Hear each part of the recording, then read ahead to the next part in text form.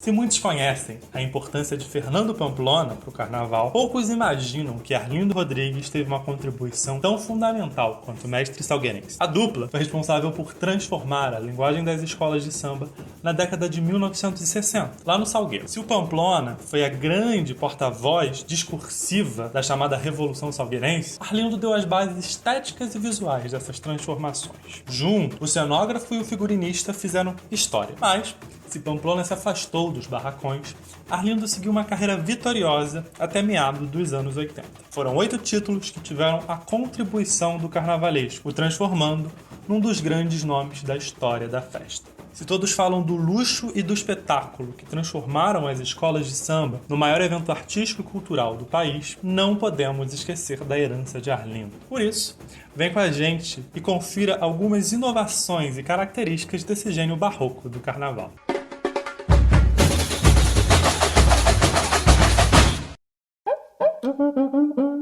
A ideia de um barroco carnavalesco é algo presente no imaginário do carnaval, mas pouco compreendido nos seus fundamentos. É que esse conceito ele pode até se relacionar com o movimento artístico europeu lá dos séculos XVIII e XVII, mas ele ganhou contornos muito diferentes na folia. O barroco ele é marcado por o exagero, o acúmulo e as curvas. Esse imaginário ele pode até estar presente nas escolas de samba, através do fascínio que uma escola pode causar desfilando na avenida. Mas esse imaginário ele é muito mais do que uma associação livre do que, de fato, a ideia de um barroco carnavalesco. O que a gente chama de um barroco carnavalesco é essa ideia do luxo e do espetáculo que a gente associa às escolas de samba, pelo menos desde os anos 60. E aí, se a gente puder achar um culpado por essa estética, a gente vai chegar exatamente no nome de Arlindo Rodrigues. O cenógrafo do Municipal importou o estilo das grandes óperas para a avenida. E essa foi a grande sacada que ele teve. O marco para a gente entender melhor o trabalho e a contribuição do Arlindo é um desfile do Salgueiro de 1963, o Chica da Silva. Ele foi a base de uma linguagem contemporânea dos desfiles, que a gente conhece até hoje. Sabe, um desfile com início, meio e fim, com figurinos que remetem à época homenageada, um samba que narra essa história, elementos teatralizados, harmonia entre figurinos e alegorias. Tudo isso já estava presente no desfile da Chica da Silva e não era exatamente comum nos outros desfiles da mesma época. O desfile foi assinado sozinho pelo Arlindo, já que Pamplona estava na Alemanha e pouco gostou da ideia de falar da história da escravizada quando Arlindo sugeriu. Diz o Pamplona, na sua autobiografia, que ele teria chamado o enredo de merda. E Arlindo contrariou o mestre salgueirense e fez Chica da Silva mesmo assim, para nossa sorte. Essa apresentação seguiu a risca de trazer histórias e personagens até então pouco conhecidos pelos livros didáticos. Era um marco que Pamplona já tinha começado, lá em 1960, quando ele fez Quilombo dos Palmares. Era uma revolução absoluta, os enredos chapa branca que as histórias contavam até então. E foi a única vez que eu disse assim, só você puder fazer um enredo. Quase ninguém sabia o que era Zambi dos Palmares ou Palmares.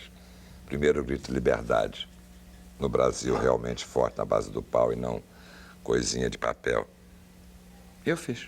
E assim se deu a história da Chica da Silva na avenida. A história daquela escravizada que transformou a sua vida ao se casar com um nobre, que era o contratador de diamantes, lá em Diamantina, antigo Arraial do Tijuco, como dizia o samba. Essa história embalou um cortejo revolucionário. Naquele ano, pela primeira vez, o desfile das escolas de samba aconteciam na Avenida Presidente Vargas e com arquibancadas montadas, impondo assim um palco majestoso para a festa. Arlindo apostou no luxo para contar uma história que se passava no ciclo de diamantes de Minas Gerais e se inspirou na obra Romanceiro da Inconfidência, de Cecília Meirelles. O artista, assim, desenhou trajes nobres e fiéis à época retratada. O grande destaque do desfile foi Isabel Valença, que incorporou a protagonista da apresentação de uma maneira radiante. Ela ganhou fama pela sua apresentação e se tornou uma espécie de celebridade da época.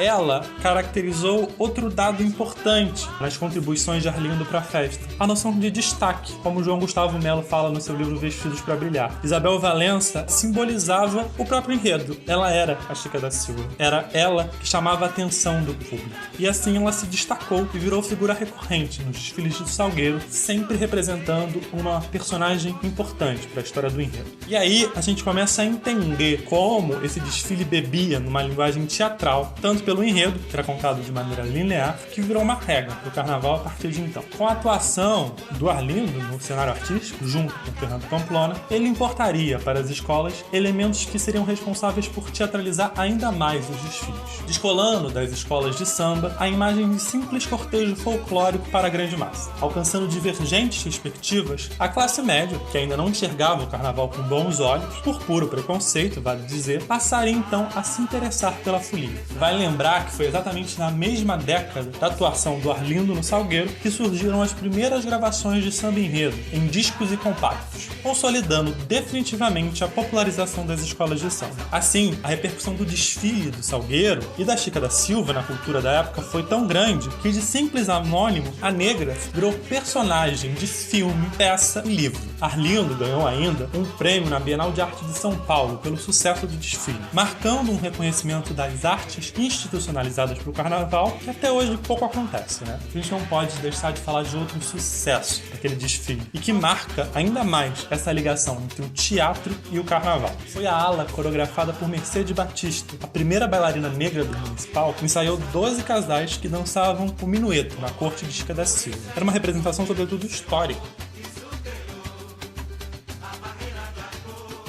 No ano seguinte, quando Arlindo fez Chico Rei, outro personagem pouco conhecido, Mercedes seguiu atuando fortemente no desfile. Dessa vez, o excesso de coreografias foi criticado, marcando aí um ponto de atenção nos rumos que as escolas de samba estavam tomando. Apesar das críticas, que foram inevitáveis, o modelo de uma escola de samba coreografada, que bebe do teatro, foi logo copiado por várias escolas. Tanto que naquele ano de 64, a campeã foi a Portela, que trouxe violinos na sua apresentação. E falar de Arlindo Rodrigues é falar ainda de uma contribuição que ele deu às fantasias. Se antes eram roupas que pouco significavam para a importância da narrativa e do enredo a ser contado, elas passaram a simbolizar personagens do desfile, pautados por uma representação fiel da sua época. As vestimentas requintadas de Arlindo ajudaram a criar personagens dos seus desfiles em meio ao corpo dos figurantes, assim como a gente falou da Isabel Valença ainda há pouco. Foi assim que Arlindo começou a estabelecer o luxo que hoje tanto associamos ao carnaval, marcando os desfiles como uma epopeia teatral que reúne dança, figurino, cenários, uma boa história e, é claro, muito samba no pé. Mas se engana quem acha que a contribuição do Arlindo acaba por aí. Após fazer história na Academia Branca e Encarnada, Arlindo seguiu inovando ainda mais na folia. Diferente do seu amigo Pamplona, que jamais assinou em outra escola, o mestre barroco escreveu seu nome na trajetória de outras agremiações, ajudando alguma delas a conquistarem seus primeiros títulos. Ele foi o responsável pelo início da profissionalização da função de carnavalesco. Se no Salgueiro faziam tudo de graça, Arlindo passou a cobrar por sua atuação, transformando-se num dos carnavalescos mais caros e disputados da folia durante bons anos. Se, já na década de 60, Arlindo comandou uma verdadeira revolução para o crescimento do carnaval, essas bases lançadas seriam ainda mais fortes na década seguinte, os anos 80. Houve um aumento significativo do público no desfile e um projeto de crescimento da festa em muitos sentidos. As arquibancadas da presidente Antônio Carlos presenciavam uma verticalização ainda maior das escolas de samba. Arlindo foi um dos artistas que mais soube ocupar bem a nova passarela. Como um dos discípulos de Arlindo, surgiu ainda Joãozinho Trinco, que ajudou e muito nesse processo de verticalização das fantasias e alegorias. Joãozinho nada mais era do que um discípulo de Arlindo, que deu a sequência ao luxo que já estava instalado por Arlindo anos antes no Salgueiro. Arlindo chegou na Mocidade Independente. O enredo de 1974 não era histórico, mas tinha outra vertente que o carnavalesco adorava explorar nos seus desfiles: o folclore e a cultura popular brasileira. Acabando com o estigma de que a Verde e Branco era uma bateria como escola em volta, muito pela contribuição do lendário mestre André, o artista transformou a agremiação em uma escola realmente competitiva. Na Verde e Branco, ele seguiu apostando em algumas invenções. As principais dela têm a ver com a introdução de materiais que se tornaram quase sinônimos do carnaval. Todo mundo aqui já deve ter ouvido falar das famosas placas de acetato, as brilhantes fitas metalóides ou até as rafas. Esses materiais foram introduzidos no carnaval por Arlindo Rodrigues. São materiais baratos, mas que ajudam na hora de induzir um brilho e uma suntuosidade. Essa questão material tem muito a ver também com o processo de padronização e amarração do desfile como um cortejo único e unificado. Foi assim que, na década de 70, Arlindo ajudou a agrupar a ideia do que seria uma ala unificada, com fantasias iguais. O processo se deu em um destaque com a criação da ideia de protótipo. Sabe essas famosas peças pilotos que são apresentadas à comunidade e depois replicadas de acordo com aquele modelo original? Essa foi mais uma inovação de Arlindo Rodrigues, criando assim uma unidade visual ainda maior, aliando diferentes alas numa narrativa visual. E mais uma vez a minúcia com o figurino, proporcionando mais harmonia estética para as alas, que alcançaram uma relevância mais profunda na narrativa do desfile. Um traço curioso da trajetória de Arlindo foi a repetição de alguns enredos na sua carreira. O artista conquistou o primeiro título da história da Mocidade Independente de Padre Miguel. O enredo era o descobrimento do Brasil, que Arlindo já tinha feito em seu primeiro carnaval sem Fernando Pamplona, no Salgueiro, em 1962. Mas se engana quem acha que a narrativa era exatamente a mesma. Depois das invencionices de Joãozinho 30 com seus enredos oníricos fazerem sucesso, Arlindo apostou num enredo mais lúdico. A abertura trazia seres marinhos e o rei Netuno, dando uma mãozinha na hora que Cabral, em vez de seguir o rumo das Índias, acabou vindo parar em terras brasileiras, segundo a história oficial, é claro, né? E assim, num desfile quase todo branco, Arlindo mostrou mais uma vez o seu bom gosto e a sua assinatura, dando o título para a escola.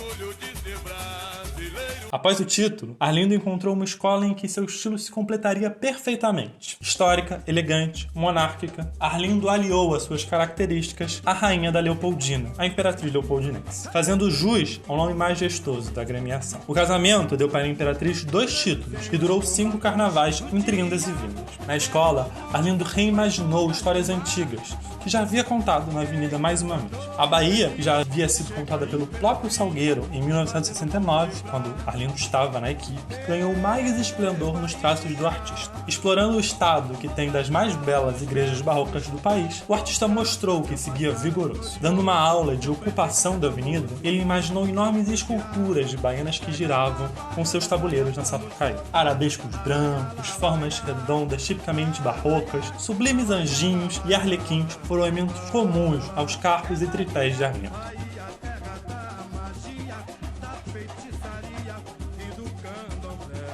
No ano seguinte, outra grande prova que o carnavalesco era um verdadeiro cenógrafo que sabia ocupar como ninguém o espaço cênico da avenida. Enormes cabeções remetendo às figuras do carnaval deram um visual lúdico à homenagem ao compositor Lamartine Bado. A narrativa seguiu o rigor histórico que Arlindo tanto pregava e começou com uma cegonha, trazendo um homenageado e seguiu pela sua emblemática obra. Procurando algum personagem da música popular brasileira, eu fui encontrar no Lamartine Babo um sujeito incrível, porque ele fez opereta, ele fez o teatro de revista, fez até música para Natal, fez música para futebol, fez samba-canção, então realmente ele dá um enredo incrível. Outro dado curioso e recorrente na obra do artista é a referência pelo uso de manequins em suas alegorias, sempre muito bem vestidos e trajados, agregando ao tom solene e requintado do seu cortejo teatralizado. Ele abusou desse atributo tanto no enredo de 82 da Imperatriz, quanto no ano seguinte, quando reimaginou uma de suas obras-primas, Chica da Silva. Assim como em 79, quando a história oficial ganhou ares de delírio, Arlindo criou um delirante encontro entre Chica da Silva e o rei da Costa do Marfim. No visual, as cores claras marcaram o desfile, além do uso de elementos rústicos, como a palha, mas sem perder o luxo já fixado como característico da personagem homenageada. O imaginário africano também esteve presente no desfile pela presença do rei da Costa do Marfim. Então, ele lembrou os animais e savanas africanos, sem perder esse aspecto rústico que a gente tanto associa aos enredos afros.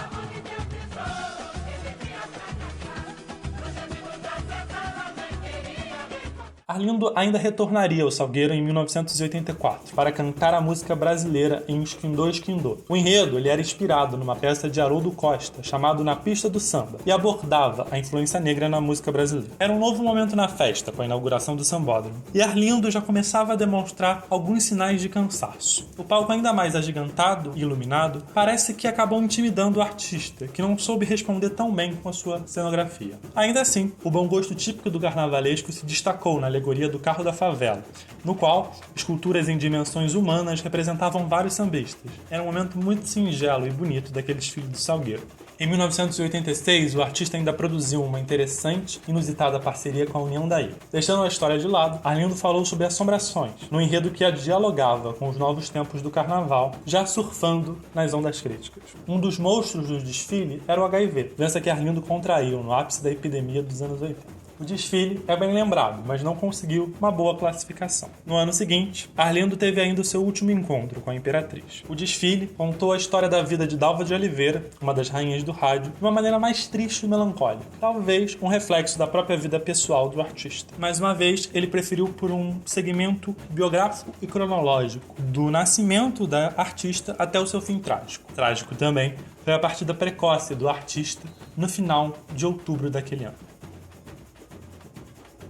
Arlindo foi, mas deixou um grande legado para a festa. Por isso, vale dizer que a herança de Arlindo desfilam todo ano, avenidas mundo afora. Em 1990, o enredo da Mocidade Independente, que acabou falando sobre a história da escola, partiu na verdade da ideia de Castor de Andrade, que queria fazer uma homenagem a Arlindo. Além daquele ano, em 93, Rosa Magalhães também homenageou Arlindo como um dos principais 3 nomes da folia no enredo sobre a história da Marquês de Sapucaí. Rosa é a herdeira confessa do estilo de Arlindo, assim como Joãozinho 30 e Paulo Menezes, que homenageou o artista no seu enredo na Paraíso do Tuiuti em 2002. O barroco é o estilo do luxo e da afirmação, das curvas e do esplendor do ouro. As construções desse estilo geram fascínio e deslumbramento. Não à toa, é o mesmo sentimento que os desfiles de Arlindo provocam a quem os assistiu. De Chica da Silva à Bahia, Arlindo é o grande criador da estética contemporânea dos desfiles das escolas de samba, linguagem em uso até hoje, e segue sendo retrabalhada e ressignificada por outros relevantes artistas que o sucederam. Mas a gente sempre deve lembrar que o pioneiro de muitos dos elementos que a gente vê hoje num desfile foi ele, Arlindo Rodrigues.